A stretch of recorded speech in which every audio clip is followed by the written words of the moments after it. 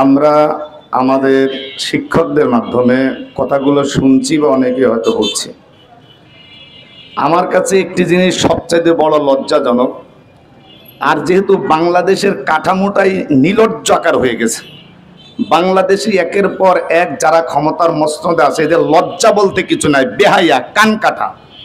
কারণ যার লজ্জা থাকে সে চুরি করতে পারে না, যার লজ্জা থাকে সে মিথ্যা বলতে পারে না, যার লজ্জা থাকে সে দেশের টাকা বিদেশে পাচার করতে পারে না।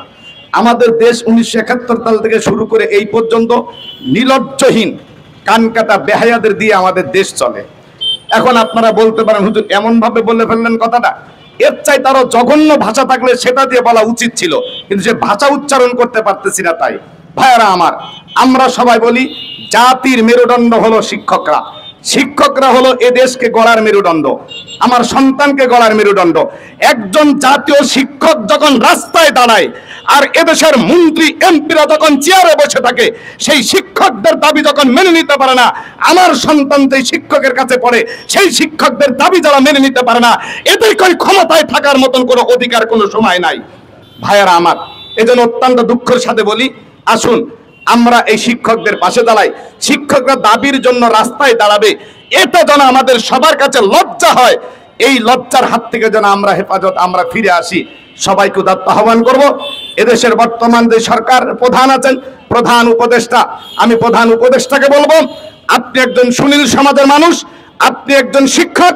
আপনি শুধু বাংলাদেশের ছাত্রদের শিক্ষক নয়, আপনি সারা পৃথিবীতে অনেক রাষ্ট্রই আপনি শিক্ষকতা করার জন্য যান।